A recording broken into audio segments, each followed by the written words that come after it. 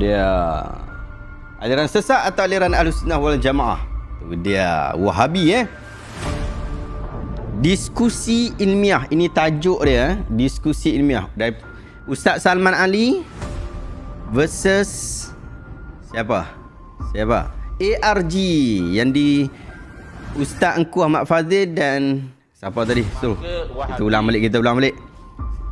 Ustaz Engku Ahmad Fazil dan Kiai Hidayat Nur. Okey, kita tengok terus, kita teruskan. Maka Wahabi Khawarij yang lebih teruk daripada Khawarij zaman dahulu. Khawarij zaman dahulu mengkafirkan umat Islam yang buat dosa. Khawarij moden iaitu Wahabi mengkafirkan umat Islam yang ikut sunnah. Dia. Jadi kalau ulama-ulama sudah mengatakan bahwa Ahlussunnah adalah Asariyah Hanabilah yang murni, kemudian Asy'ariyah, yang ketiga adalah Maturidiyah, tiga ini tidak memasukkan Salafi Wahabi. Tu dia. Mengatakan seseorang itu terkeluar daripada Ahlussunnah wal Jamaah, semua orang buat. Asy'ariyah kata orang lain keluar, Salaf kata orang lain keluar, Maturidi kata orang lain keluar, semua orang buat. Tetapi nak melihat ekstrimnya apabila mengeluarkan orang daripada sempadan agama ini. Kalau tuan-tuan boleh lihat apa yang ditulis oleh Muhammad bin Abdul Wahab sendiri dalam Durar Saniyah, dia menyebutkan ma dzukira lakum anni ukaffira bil umum fa hadha min buhtanil a'da. Apa yang telah disampaikan kepada kamu bahawa aku mengkafirkan manusia semewang-mewangnya, itu adalah tuduhan palsu.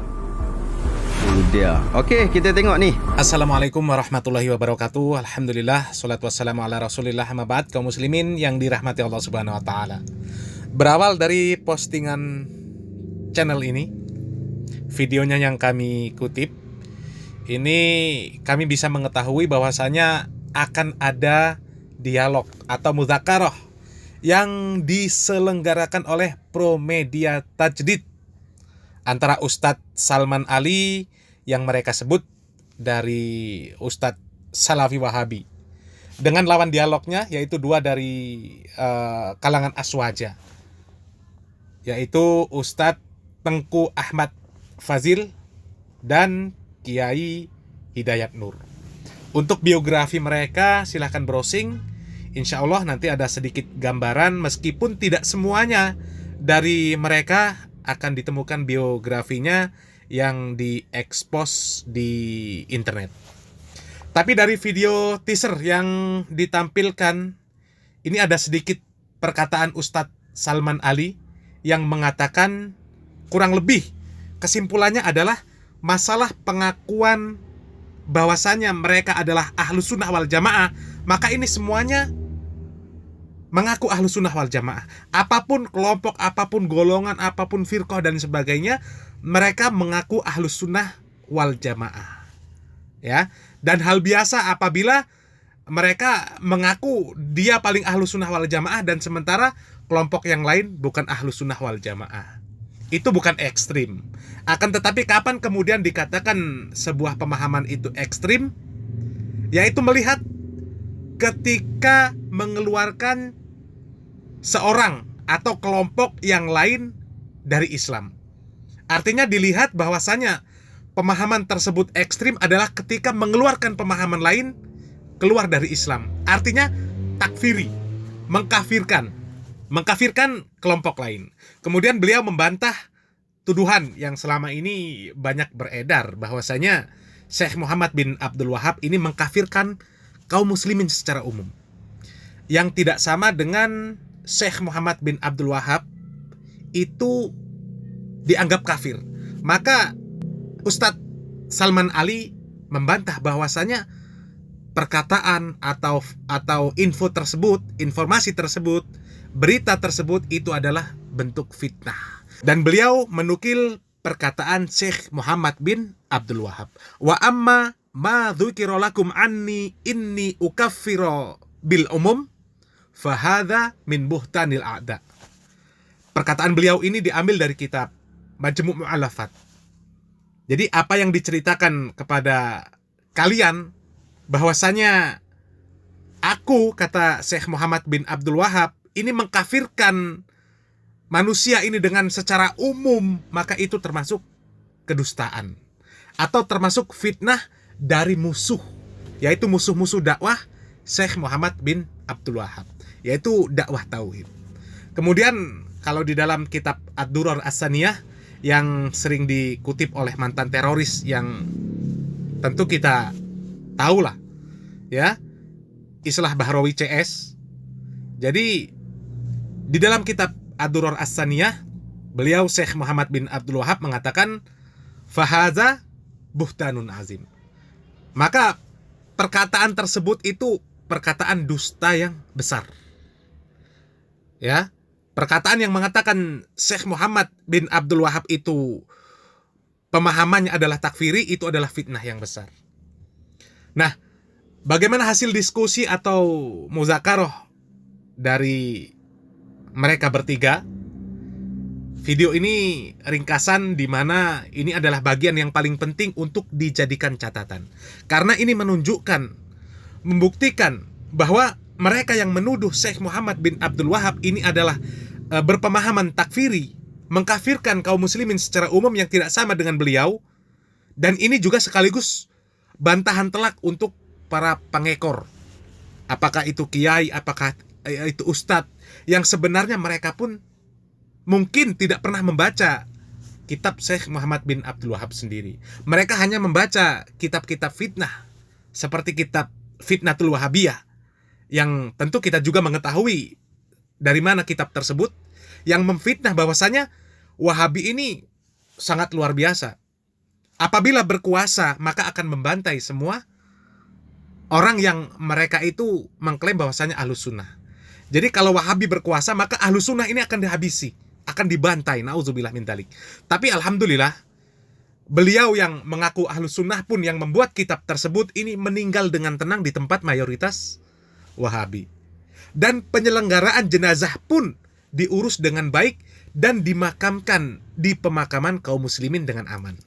Semoga Allah Subhanahu wa taala mengampuni beliau yang menulis kitab Fitnatul Wahabiyah tersebut, karena beliau pun seorang muslim ya, tidak pernah dikafirkan oleh orang-orang yang mereka sebut dengan Salafi Wahabi ya. Ini perlu dicatat.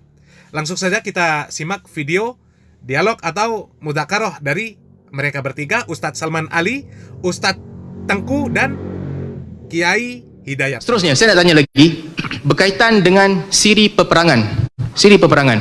Ibnu Tumat ekstremis atau tidak? Okey, Ustaz siapa? Ya, dari segi politiknya ekstrim, dari segi akidahnya betul. Akidahnya betul.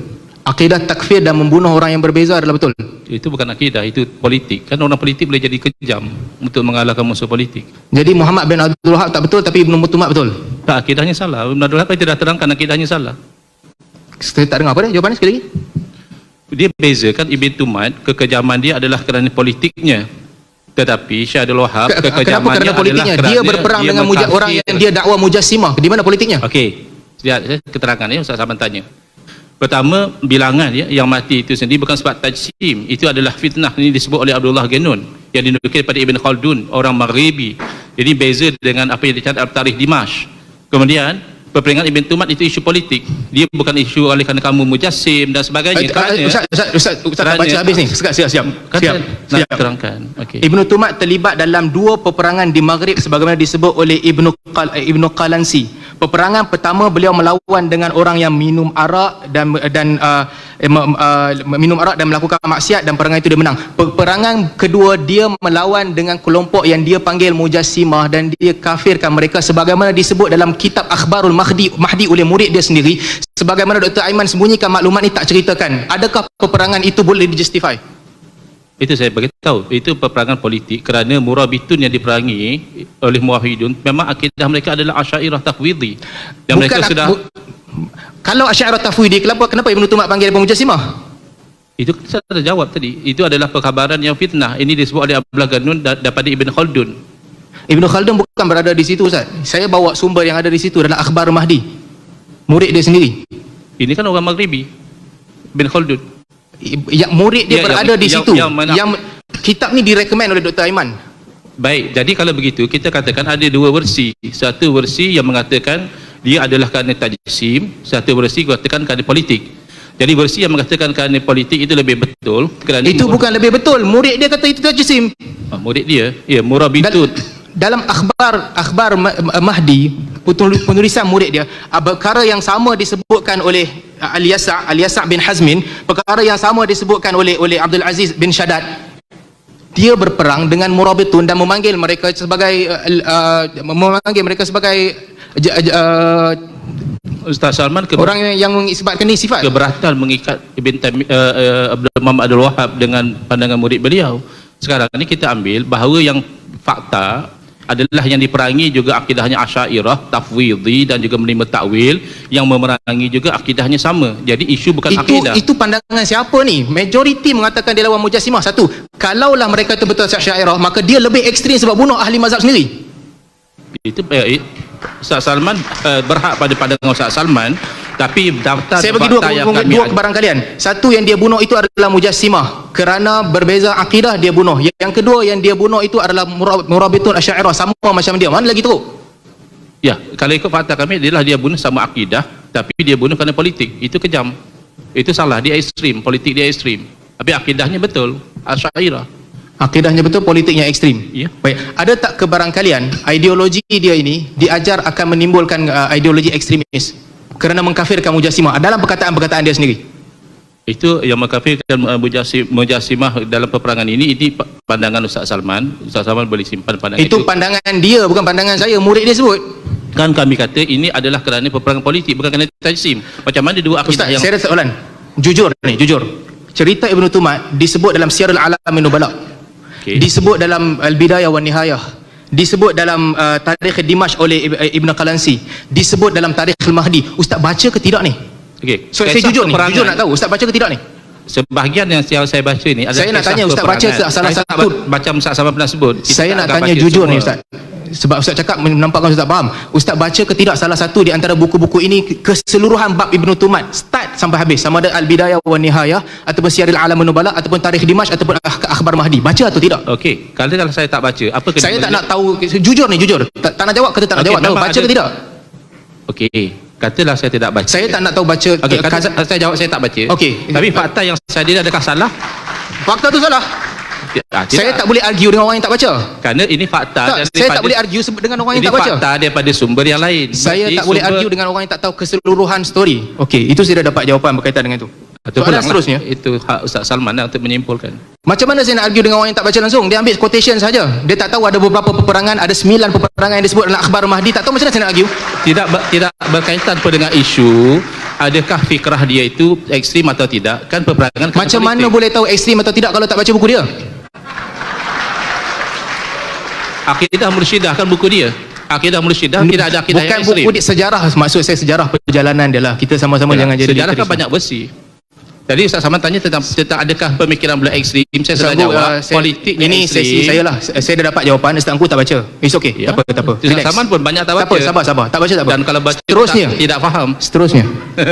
Untuk untuk menuduh Muhammad bin Abdul Wahab mengkafirkan orang, apakah Ustaz Angku ataupun Kiai tahu garis panduan takfir di sisi Muhammad bin Abdul Wahab?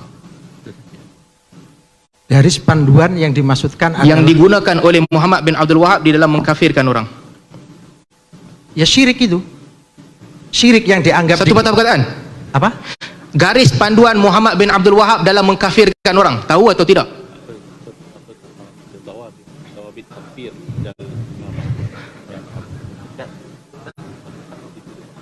Ya. Zawabit Syekh Muhammad bin Abdul Wahab adalah salah satunya menuduh, saya lupa, saya tidak baca semua, saya baca cuma lupa. Di antaranya kalau pertanyaan pada saya Ustaz, maksudnya di antaranya adalah menuduh bahwa orang yang istighotsah itu beribadah kepada selain Allah. Apakah Kiai membaca uzur-uzur yang Muhammad bin Abdul Wahab telah letakkan sebelum dia kafirkan orang? Baca atau tidak? Uzur yang dia letak, dia takkan kafirkan orang selagi sebelum sampai hujah, dia takkan kafirkan orang di atas kejahilan, dia tak kafirkan ramai orang yang pergi sembah kubur Abdul Qadir Al-Jilani di atas kejahilan. Baca atau tidak ni? Baca. Tapi kami tak setuju kerana dia masih mengkafirkan. Itu hanya dia kata bukan uzur. Masalah tak setuju. Berbeza dengan kami tidak mengkafirkan. Bukan masalah tak setuju. Kamu datang menyesatkan orang tanpa kamu tahu asal usul mazhab dia pun. Tahu, kami tahu kalau dia menguzurkan. Kalau katanya dakwahnya belum sampai, hujah belum terdiri. Ada 4 kriteria Muhammad bin Abdul Wahab dalam takfir. Saya pasti kedua-dua kamu tak baca dan tak tahu pun. Baca. Jadi Cuma yang kami tak setuju. ulama-ulama Tidak setuju tidak berarti tidak baca. Seterusnya, soalan seterusnya. Mana buku dalam kitab Muhammad bin Abdul Wahab yang cerita pasal jihad? Saja. Pasal jihad. Jihad ada di ulama Wahabi, Ustaz. Yang lain. Muhammad bin Abdul Wahab tulis Kashfus Syubhat, dinakalkan dari kitab. Kasus syubhat itu dipenuhi Saya tak dengan tanya mengkafirkan. Baik, terima kasih kepada Ustaz Salman dan juga pihak ARG atas Kaum muslimin yang dirahmati Allah Subhanahu wa taala. Luar biasa dialog yang berlangsung. Mereka membahas ekstremisme dan niat hati menyudutkan dakwah akidah Syekh Muhammad bin Abdul Wahab dan membenarkan akidah Ahlus Sunnah yang mereka sebut dengan Asy'ariyah dengan membawa kisah Ibnu Tumar. Tapi sayang, Ustadz Salman Ali ini memberikan referensi sejarah dari kitab-kitab rujukan seperti kitab Syiar A'lami Nubala dari Imam Az-Zahabi, kemudian kitab Al-Bidayah wan Nihayah, kemudian kitab Akhbarul Madi dan yang lain. Sementara dari argumen Ustadz Tengku dan Kiai Nur ini wallahu a'lam membawa referensi dari mana sehingga Ustadz Salman Ali kebingungan dan bertanya sebenarnya mereka membaca apa tidak kitab tarikh tersebut. Dan ternyata mereka mengaku mereka tidak membaca. Sehingga mereka tidak memahami kisah Ibnu Tumar tersebut. Ya, di mana kisah Ibnu Tumar dengan dinasti Muwahhidunnya dan yang diperangi oleh Ibnu Tumar yaitu dinasti Rabithah yang dikatakan oleh Ibnu Tumar sebagai kelompok Mujassimah. Padahal mereka sama-sama Asy'ariyah. Jadi perang itu perang akidah. Disebabkan karena akidah, bukan karena masalah politik seperti yang dikatakan oleh Ustadz Tengku dan Kiai Nur. Makanya mereka bingung sendiri ketika Ustadz Salman menjelaskan sejarah bahwasanya Ibnu Tumar itu memerangi orang-orang yang dikafirkan, yang dikatakan Mujassimah, padahal akidah mereka itu sama-sama Asy'ariyah. Dan dikatakan itu lebih ekstrim karena Asy'ariyah memerangi dan membunuh orang-orang yang juga Asy'ariyah.